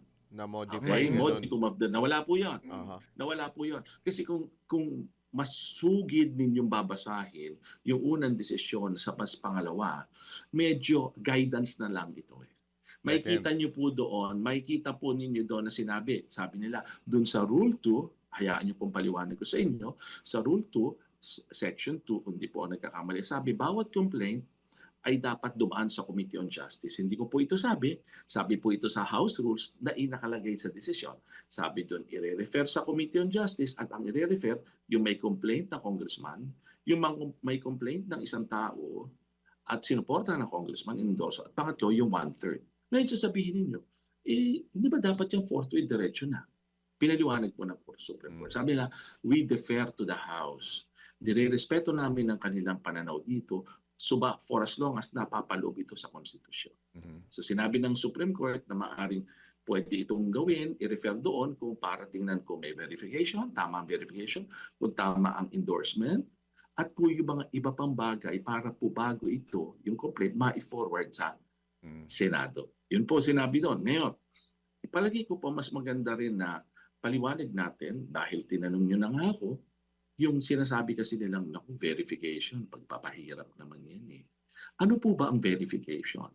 Meron pong provision sa House Rules ng verification. Yan po ay nasa Rule 4, kung hindi ako nagkakamali, Section 14. Ayan po. Makikita po nila yan doon sa mga masusugid mag-research. Makikita po doon may 3 paragraph. Yung 3 paragraph po na yun, yung unang paragraph, substantially kinote po yung nakalagay sa saligang batas doon sa 1/3 vote. Na pag yun nakuha yung boto, i-forward doon at syempre gagawin yung complaint. May pangalawa po kung ano po yung duty ng verification. Sabi po doon, ikay pupunta sa Secretary General at ikaw po ay magbe-verify at susumpa sa harap niya na ikay naiintindihan mo ang nilalaman ng complaint po iyon. Ang siguro po mas makita natin, hayaan niyo pong paliwanag ko to as a practitioner. Kasi po ako bilang practitioner, ganyan po gagawin, ito ba naintindihan mo? Kasi duty namin yan . Bago ninyo pirmahan yan, naintindihan nyo ba nakalagay? Pati yung mga attachment dyan, nabasa nyo ba? Is it within your personal knowledge? Nakalagay rin po yan sa 3rd paragraph ng Rule 4, Section 14 ng House Rules. So ang tanong, napakabigat po ba? Ito siguro, hindi ako makakasagot dito. Right. Yung tao, yung napakabigat po ba na sumumpa sa Secretary General at pumirma po doon? Naiintindihan mo ang napapaloob dito. Kasi pwede pong mangyari dyan, pupunta ako, susumpaan ko, nandun naman yung House Secretary General lagi, or isang grupo, kami, or maaaring gusto nyo sabay-sabay. Sasabihin na, kami po ay nabasa namin ito at amin pong naintindihan. Tapos mo, they affix, go. Their signature. Kasi po yun yung palagi ko, ang tinitingnan na pag na aspeto, bumigat. Kasi po, yung requirement na yun, nasa House Rules po nila yun. At po, ako sinasabi ko nga sa inyo, pwede nyo naman tingnan lahat ng sinasabi ko, yung nakikinig po sa akin. Kasi po sa aking pananaw, yung bukas ng pag-iisip, pwede lang tingnan . Wala naman po tayo, pinipilit ko as much as possible na wala akong katigan, ayon lamang dun sa decision. Pwede po i-verify yun. Yung sinasabi ko po, kung accurate siya, at kung ayon yun dun sa sinasabi ng desisyon. Hindi po ako kasama sa sumulat noon at ipinaliliwanag ko lamang. Din, last on my part, kasi sinasabing gods of Faura . Pag sinabi bang gods of Faura ang Supreme Court, hindi sila pwede magkamali. Ganito po yan. Matagal na po, bata pa akong abogado, ayan ang tawag siya. Hindi pa kami pinapanganak noon, Adin. Wala pa kami noon. Para kayo naman, parang tagline ba? Alam mo yan? Kasi bilang sa aming mga abogado po kasi, pag nagsalita na talaga ang Korte Suprema, wala na . That's the end of the line. Period. Opo, kasi ako rin naman, kailangan mo respetuhin. Maaring hindi ka sang-ayon doon, pero kailangan mong galangin. Ako po bilang practitioner, hindi naman po lahat masaya ako sa outcome sa hudikatura, sa mga kasong hinawa. Pero po, respeto. Maaring sasabihin mo, parang siguro dapat ganito kahit sa trial court, sa Court of Appeals, parang ganito po sana dapat, ganito pag... Pero kung hindi, anong gagawin mo? We are in a society na kailangan nating sundin kung ano po pag nagsabi na ang pinakamataas na hukuman. Kasi po mahirap yung sabi ko nga sa mga estudyante ko po ganito. Tayong mga abogado kayo na maging abogado, maging maingat kayo. Kasi yung titulo ninyo, pag nandiyan na yan, ang tingin ng tao sa inyo, you should be respected in the community, may sinasabi kayong maayos, di po ba? In fact, sa mga provinces, yan ang mga tumatakbo agad ng mga local government officers. Pag, di po ba? Kung pag wala na, ikaw na nga, attorney tumakbo. So, yan po, napakalaki ng duty ng isang abogado. So, hindi ka magsasalita ng mga salita na makasisira sa institusyon na kung saan ka kasama. Right. Kasi po, we are officers of the court. Yan pong ganyan kasi, siyempre, meron talaga hindi mag-a-agree. Yan naman eh. And you have to look at it in a greater sphere. Na this is not only purely legal eh. Hindi lang po ito purely legal. Ito po ay may political na aspeto. Sabi nga ng Supreme Court sa decision na yun, ano sabi nga, impeachment is a legal, a constitutional, and a political process. Alright. At alam po ninyo, tumagal na kayo sa trabaho niya, iba po ang politikan. Yes. Hindi Correct. hindi po tayo magagalit sa kanila. That's how they do things. Pero po, we'll just put things na pwede nating paliwanag sa ating mamamayan kung paano titingnan at in what perspective titingnan ang mga nangyayari. And with that, talaga namang Dean Tranquil Salvador, maraming salamat sa pagkakataon at hoping na hindi ka magsasawa sa amin, ha? Kahit tawagin ka naming Dean Jojo Alejara. Thank you so much, Attorney. Ingat po, Attorney. Opo. At pagka kami na kailangan ng tulong legal, ha, wag mo kaming iiwasan, ha? At bibigatan na, wag ka na pumunta sa court. Yan ang pinakamaganda eh. Alright. Diba? Really. Kung maayos na, bakit ba hindi? Alam nyo, ganyan, di ba? Alright. Dadami lang ang problema sa hukuman, di ba? Alright. Salamat po. Dean, thank you so much. Dean, Ingat. ingat God po. bless. Good luck Good morning, po. good morning, Good good luck po. morning. Yan po mga kabalitan-kabalitaktakan. Si Dean Tranquil Salvador ng Manila Adventist College School of Law and Jurisprudence. Pasada Hindi ko na itanong kung Balita. magaling siya sumayaw kasi wala na tayong oras. Saan tayo tatanong eh. Oh, dahil pa eh. Oras. Oo. Anyway, oras muna sa hudyat. 47 at kalahating minuto na makalipas ang Balitang pangkalakalan. nakaamba ang isa na namang panibagong policy rate cut ngayong Pebrero dahil sa mahinang performance ng ekonomiya noong 2025. Ayon sa forecast sa isang bangko, posibleng tapyasan pa ng Bangko Sentral ng Pilipinas ng 25 basis points o aabot sa 4.25% ang key policy rate ng bansa na nakatakdang BSP Monetary Board meeting sa Pebrero 19. Anya dahil anila ito sa pagbagal at paghina ng household spending noong ika-4 na quarter ng 2025. Dagpa ng bangko, posible pa rin ang muling pagbilis at paglago ng ekonomiya sa ikalawang bahagi ng 2026. Ngunit, dapat maging proactive ang BSP upang maiwasan ang lalo pang pagbagal ng ekonomiya sa mga susunod na buwan. Pasada Balita. Mga balitang dapat alam mo kahit sa labas ng bansa. DWIZ Balita sa ibang bansa. Libo-libo katao ang nagprotesta sa Munich, Germany upang ipanawagan sa mga lider ng iba't ibang bansa na kondenahin ang pagpaslang ng Iranian government sa mga sibilyang lumahok sa mga demonstrasyon sa naturang bansa simula pa noong Disyembre. Napatid na nanawagan si dating Iranian Crown Prince Reza Pahlavi na magtipon-tipon sa Munich sa gitna ng pagdaraos ng tao ng Munich Security Conference. Idinagdag pa ni Pahlavi na may karagdagan din protesta sa Estados Unidos at Canada. Sa kabuuan, mahigit kalahating milyong demonstrador ang lumahok sa aktibidad na tinawag ni Pahlavi na Global Day of Action laban sa Islamic regime ng Iran. Pasada Balita. Sa mundo ng palakasan, ang latest malalaman sa DWIZ Sports News. Para sa ating sports update, alamin natin mula sa sports analyst na si Anjo Riñon.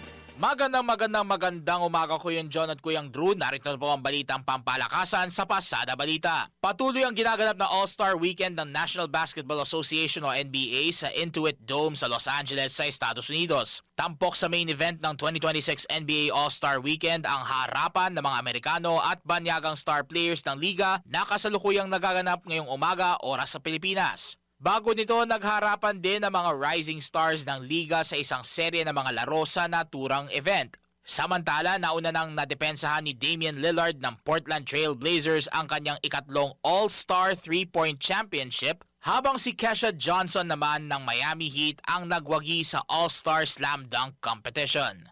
At yan ang balitang pampalakasan. Para sa himpilang may todong lakas, DWIZ, ako po si Anjo Riñon, nagbabalita ng tama, naglilingkod ng tama. Pasada Balita.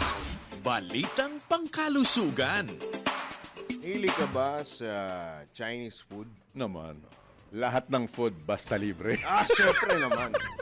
Lalo po ngayong nalalapit na po ang pagdiriwang ng Honghei Chinese. Fachai. Chinese New Year. Uy, Honghei Fachai sa Honghei mga Fachai. kababayan. Naalala ko pag ganitong Chinese New Year, merong Tikay. Chinese opera sa Divisoria at saka Binondo. Tinatawag nila sa Hokkien, yung Kauka. Na yan. Chinese opera. Akala ko yung Tagalog, baka ka. Hindi, Kauka? nagpe-perform yung traditional... Ay, parang may ano, yung tiger ba yun? nagkukum- Tiger dance? Hindi, iba pa Lion yun. dance, iba pa yun? Iba pa yun. May Okay. mga nagkukumpo. Malamang baka yun. Yun yun. Kauka. Wala, it's a dying tradition ng mga Wow. Filipino Ay, Hokkien. At speaking sa in nalalapit English, nga po na ito ng Chinese New Year, Year of the Horse, posible pa mga, syempre, hindi po natin na inaalis ang food trip sa Binondo o sa alinmang Chinatown o Chinese restaurant. Ang karamihan po sa mga Pilipinong wala pong pasok sila. Ngunit, posible rin na maunsa ang Chinese New Year food trip kung mae-empacho lang po. Kaya mabuti rin ang panatilihing balanse ang kakainin sa Chinese New Year, lalo na kung mapapasubo ka sa marami pong kainan, lalo yung paborito natin, yung mga, syempre, hakaw. Yan, masarap yan. Dim sum, yan. Oo. Tsaka yung matchang.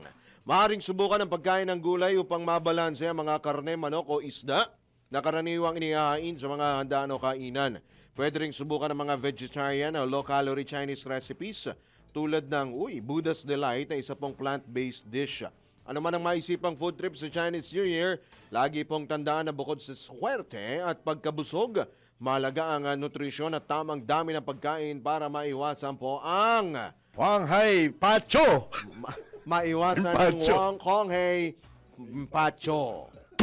Pasada Balita. Ito na ang latest, bagong-bago, fresh na fresh. DWIZ Showbiz News. Showbiz update mula sa mahilig sa Chinese! Chinese food. Si Bini Bigote nga to. Good morning, Papa John at Papa Drew. Narito ang aking balitang showbiz. Kinumpirma ng mga aktor na sina Juan Mig Bondok at Aiko Melendez ang kanilang pag-ibigan matapos ang halos 3 dekadang paghihintay. Inanunsyo ang hard launch ng dalawa noong Pebrero at 13 sa vlog ni Aiko. Tinawag din ni Juan Mig at Aiko na soulmate ang isa't isa matapos ang 29 na taong pagkakawalay. Matatandaan ang ipaghiwalay si Aiko sa nooy nobyo ng si Zambales 1st District Representative Jay Conghon noong October 2025 matapos ang 8 taong pagsasama. Ayan ang dalawa may edad na pero nag-aminan pa. Kayo dalawa, kailan kayo aamin na mga Mamin ka lang may edad ka na. sa akin? Alam ko namang TL na TL kayo sa akin, no? Anyway, yan na muna aking balitang showbiz. Para sa impilang metodong lakas, DWIZ. Ako si Anton, nagbabalita ng tama, naglilingkod ng tama. Pasada Balita. Dahil nga po mag-Chinese New Year ang ating pong good news at ito ay katatapos lamang na Valentine's Day. Okay. Nagbigayan sila ng siomai. Diba? Chinese food din yan. Kala Pati ko idol. hopya. Kala ko nagpalitan ng idol. Hindi. Siomai. Siomai love for you. Ay. Hopya love me too. Dali na. Ang tindi ng nakain mo kanina. Hindi ho naging hadlang kina Emmanuel at May Joy Amante ang kanilang edad upang maisakatuparan ang kanila pong pangarap na kasal. Nabatid na 58 si... Bata pa! 50. May chance ka pa, kuyang. Mga 70 eh. Nabatid na 58 si Emmanuel habang 55 naman si May Joy at tinaguran silang pinakamatandang couple na nagpakasal sa isinagawang kasalan bayan sa lungsod ng Maynila. Sana all. Yes, tama po ang inyo po narinig. Pinangunahan naman po yan ni Manila Mayor. Walang iba. Mayor ni Yorme Isko Moreno ang nasabing kasalang bayan sa bisperas po ng araw ng mga puso, Biyernes at 13 pala. At ayon nga po sa bagong kasal na mag-asawa, mahigit 3 dekada na silang nagsasama at nabiyayaan na sila ng 3 anak at 7 apo. Anong edad? May apo na? 7 na? 55 years old? Samantala ako, ilang taon ba? Di ba bata pa ang 50? Actually, bata pa yung 50. Nagkapo na ako na isa. Sa iba, Yung nga, 70, 80, di ba? Yung iba nga, 70 na, hindi pa binyagan. Okay na tayo? Tapos na ba? Okay. Sinabi mo, show my love? Hope you like it? Hope you love me too. Matindi yung nakain mo. Ano inalmasal mo? Tsaka, ha? Ano nakain mo? Hopya. Hopya? Hopya munggo. Kala ko soping gaulo eh. At sa may inyong Monday edition pa lamang ng inyong nag-iisang Pasada Balita. Dito lamang yan sa DWIZ, nagbabalita ng tama. Naglilingkod ng tama. Kami po ang inyong naging kabalitaan at kabalitaktakan, Johnny Banez. At Drew Nasino. Antabayanan na po ang susunod na palatuntunang karambola. Oras! Kalahating minuto pa bago mag 8 a.m. Oh, yun oh! Yun oh! Happy Monday weekend! Pasada Balita. Ang